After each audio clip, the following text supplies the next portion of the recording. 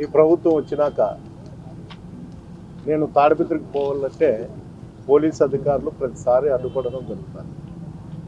ఇప్పుడుకు జగదీష్ గారు ఎస్పీ గారు వచ్చినాక కూడా 3-4 సార్లు కలిసడం జరిగింది. గతంలో ఉండే ఎస్పీలను కూడా కలిసి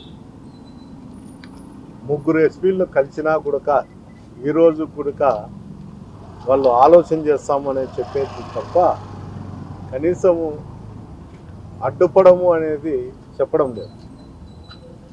నాకు తెలియక అడుగుతున్నా, ప్రభుత్వంలో ఉన్నటువంటి అధికారులు ప్రజల క్షేమం కోరి ఎవరైనా ప్రజాప్రతినిధులకు పర్మిషన్ ఇస్తూ ఏదన్నా లీగల్గా అయితే ఇస్తూ దాన్ని నిర్వర్తించాల. కానీ ఇప్పుడు వరకు ప్రభుత్వం వచ్చి 100 రోజులు కావచ్చినా కూడా ఇంతవరకు కూడా నేను తాడిపత్రికి నా సొంత ఇల్లు ఉంది, అక్కడ మా కార్యకర్తలు నాయకులు అందరూ ఉన్నారు, వారి కోసం నేను పోయి నా ఇంట్లో నేను ఉండేదానికోసం కూడా వీళ్ళు ఆటంకం కలిగిస్తాను.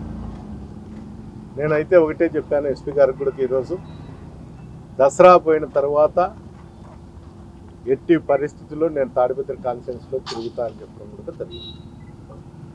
ఏది ఏమైనా కూడా ఎన్ని రోజులైతే నేను బయట ఉండల్లో అది కూడా అధికారులు చెప్పలేని పరిస్థితి. ఎంతసేపు ఉన్నా కూడా పరిశీలిస్తాము, చూస్తాము, ఆలోచన చేస్తామని చెప్పడం తప్ప వేరే విధంగా ఏం లేదు. ఒకవేళ అధికారులకు కూడా మేము తెలుగుదేశం నాయకులతో చెప్పాల్సిన పరిస్థితి ఏమన్నా ఏర్పడుతుందేమో ఈ రాష్ట్రంలో నాకు అర్థం కావడం లేదు. ఒకవేళ ఆ పరిస్థితి ఉందని వాళ్ళు చెప్తే కూడా నేను మీడియా రూపకంగా జేసీ ప్రభాకర్ రెడ్డినో అతని కొడుకునో అడిగేదానికి కూడా నేను సిద్ధంగా ఉండా. ఏంటంటే రాజకీయాలు వేరు, కక్ష సాధింపులు వేరు. రాజకీయాలు మాత్రమే చేయాలి తప్ప రాజకీయాలు మాత్రం చేయడం లేదు ఈ ప్రభుత్వం వచ్చిన తర్వాత. ఎప్పుడూ లేని విధంగా ఈ రాష్ట్రంలో జరుగుతుంది. మాజీ ఎమ్మెల్యేలు ఎవరు కూడా కాన్స్టిట్యున్సీలు తిరగకూడదని దాడులు చేయడం తెలుగుదేశంలో. ఇంత నీచమైన సంస్కృతి తీసుకొచ్చినారు. కాలం నిర్ణయిస్తుంది, ఎప్పుడూ ఒకటే విధంగా ఉండదు. నేను ఒకటే చెప్తున్నా, ఈరోజు మీరు చెప్పేది కానీ మీరు చేసే చేష్టలకు కానీ తిరిగి లెక్కాచారం అనేది ఎప్పుడోసారి ఉంటుంది. ఇది ఎవరి చేతిలో ఉండదు, కాలం అయితే నిర్ణయిస్తుందని నేను ఖచ్చితంగా కూడా చెప్తాను. గతంలో మా ప్రభుత్వం ఉన్నప్పుడు కానీ ఎప్పుడు కూడా ఇలాంటి సంఘటనలు ఎక్కడ జరగలేదు.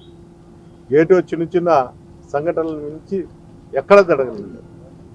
ఈరోజు తాడిపత్రిలో జేసీ ప్రభాకర్ రెడ్డి మీడియా రూపకంగా చెప్తాడు, ఆయన యూట్యూబ్లో కూడా చెప్తా అంటాడు అతను వాయిస్, నేను ఇసుక తోలినీను అని.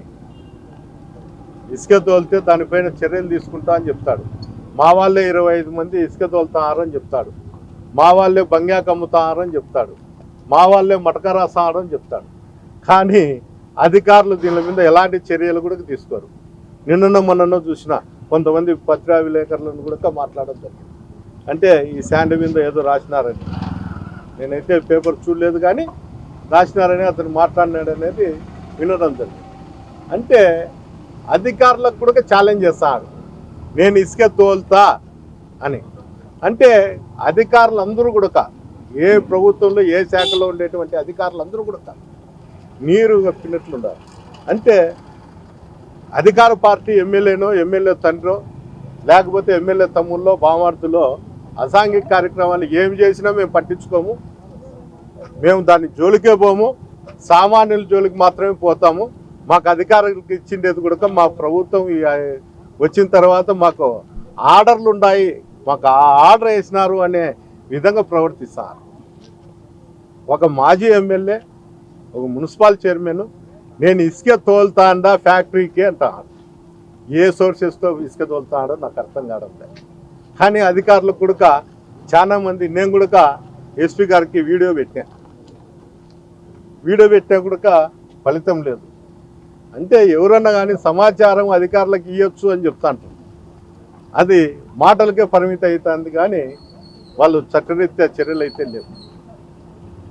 ఫ్యాక్టరీ వాళ్ళకు అవసరం ఉంటే ఫ్యాక్టరీ వాళ్ళు కలెక్టర్కో సంబంధించిన అధికారులకు పర్మిషన్ తీసుకోవాలి తప్ప ఎక్కడ పర్మిషన్ తీసుకోకుండా ఒక ఎంఆర్ఓకి లెటర్ పెట్టి నేను ఎస్పీకి మెసేజ్ పెట్టినా అని తెలిసి ఒక లెటర్ పెట్టి ఎంఆర్ఓకి లెటర్ పెట్టినాము, పర్మిషన్ కూడా లేకపోయినా కూడా మేము ఇసుక తోలుతాము, ఎవరు అడ్డ వస్తారో రాండి అనే కింద తయారైనారు. అంటే అధికారం ఉంటే ఏమైనా చేయొచ్చు అనే ఒక ఆలోచనలో ఇప్పుడున్నటువంటి ప్రజాప్రతినిధులు కానీ అందరూ కూడా ఒక నిర్ణయానికి వచ్చినారు. దాదాపు ఏ అధికారిని కానీ ఆఫ్ ది రికార్డు మేము అడిగితే ఎప్పుడు కూడా 20-25 సంవత్సరాల నుండి ఇలాంటి సంఘటనలు జరగడం లేదు. ఈ పార్టీ అధికారంలోకి వచ్చినాకనే మేము ఈ విధంగా జరుగుతుంది, మేము కూడా ఏమీ చేయలేమనే పరిస్థితుల్లో వాళ్ళు మాట్లాడుతున్నారు. ఈరోజు నేను చెప్పేది కాదు, ఇక్కడ ఉన్నటువంటి ప్రెస్ వాళ్ళందరికీ కూడా ప్రతి కాన్ఫరెన్స్లో కూడా మీకు అనుబంధంగా విలేకరు రిపోర్టర్లు ఉంటారు. అందరూ కూడా ఒకసారి మీ రిపోర్టర్లను అడగండి ఆఫ్ ది రికార్డ్ ఏం చెప్తారో. అంటే ఏమి చేసినా ఈ జిల్లాలో అయితే, నేను పక్క జిల్లాల గురించి నేను మాట్లాడినా కానీ ఈ జిల్లాలో అయితే ఒక్కొక్క కాన్ఫరెన్స్లో 10-15 చూపుల కేంద్రాలు నిర్వహిస్తున్నారు. మటకా కంపెనీలు ఎక్కడ చూసినా బంగాకు, అన్ఎఫ్సెల్గా లిక్కరు. అంటే ఎంత దూరం పోతుందో ఒకసారి ఆలోచన చేయండి. మళ్ళీ ఇప్పుడు లిక్కర్ షాపులు వస్తున్నాయి. ఇక్కడ ఉండేటువంటి ప్రజాప్రతినిధులు శాసిస్తారు, మా కాన్స్టిట్యున్సీలలో ఎవరన్నా షాపులు వేసినా ప్రతిపక్ష పార్టీ వాళ్ళు వేస్తే మీ షాపులన్నీ పగలగొడతాం, మా అధికారులను పెట్టి రైడ్ చేస్తాం, మేము చెప్పిండేదే శాసనం అనే కింద ఈరోజు కూడా చెప్తారు. కానీ ఎక్కడ ఇంత దూరం పోతుందో ఈ వ్యవస్థ ఎవరికీ అర్థం కావడం లేదు. ఎస్పీ గారు మీరు కూడా ఆలోచించండి, జిల్లా అధికారులు, కలెక్టర్ గారు ఇలాంటి సంఘటనలు ఎక్కడ జరగకోకుండా కాపాడాల్సిన బాధ్యత మీ మీద ఉంది. ఈరోజు మేము మాట్లాడుతూ ఉన్నామని మీరు ఆలోచన చేయాల్సిన పరిస్థితి కూడా ఏర్పడింది. ఇదే విధంగా కొనసాగితే మేమైతే రోడ్డు మీదకి వచ్చి నిరసన తెలిపే పరిస్థితి కూడా ఏర్పడుతుంది. దయచేసి అందరూ ఆలోచన చేసి అధికారులు అందరూ కూడా చర్యలు తీసుకోండి అని ఒకసారి నేను మీకు మీడియా రూపకంగా మీకు తెలియజేయడం జరుగుతుంది. మీరు చర్యలు తీసుకోకుండా ఇదే విధంగా కొనసాగితే నేనైతే జిల్లా హెడ్ క్వార్టర్లో ఇదే ఎస్పీ ఆవరణలో నేను కూర్చోవడం జరుగుతుంది. నేనేం మంది మార్బలంతో కూర్చోను, కానీ ఇప్పుడు వచ్చినట్లు వచ్చి యాదవ్ చెట్టు కింద కూర్చొని నిరసన వ్యక్తం చేయడం మటుకు ఖచ్చితంగా జరుగుతుంది. నన్ను నా కాన్స్టిట్యున్సీకి పంపించేదానికి మీరు పర్మిషన్ ఇవ్వండి, మీరు అడ్డుపడుకోకపోయినా అయినా కానీ నేను పోతాను. రెండిట్లో ఏదైనా కానీ మీరు తెలియజేస్తే నాకు అదే సార్. ఇంకొకటి, నాకు ఇదే విధంగా మీరు ఆటంకం కలిగిస్తా అంటే నేను మీ ఎస్పీ ఆవరణలో కూర్చొని ఖచ్చితంగా నిరసన వ్యక్తం చేస్తా అని ఈ సందర్భంగా. హైకోర్టు బెయిల్ మంజూరు చేసింది, చట్టపరంగా ఎలాంటి ఆంక్షలు లేకపోయినప్పటికీ ఎందుకోసం అడ్డుకుంటున్నారు అంటే చట్టపరంగా అయితే నాకు బెయిల్ అన్నీ వచ్చినాయి. ఆంక్షలు కూడా 15 రోజులు పెట్టినారు. బెయిల్ వచ్చినాక ఆ 15 రోజులు నేను అనంతపూర్లోనే ఉన్నా కూడా ఈరోజు కేవలం లాండ్ ఆర్డర్ ప్రాబ్లం ఉంటుంది, నువ్వు వెళితే అని చెప్తాను. లాండ్ ఆర్డర్ ప్రాబ్లం చూసాల్సిన బాధ్యత కూడా ఎస్పీ గారికి ఏం లేదు, అది ఏరే వాళ్ళకి లేదు. అందువల్ల ఆ లాండ్ ఆర్డర్ ప్రాబ్లం మీరు తీర్చాలి తప్ప అనవసరంగా అడ్డం పెట్టుకొని లాండ్ ఆర్డర్ ప్రాబ్లం అని పెట్టుకొని అనవసరంగా నన్ను కాన్ఫరెన్స్ లేకపోకుండా అడ్డుపడడం అయితే మంచిది కాదనేది కూడా చెప్తాను.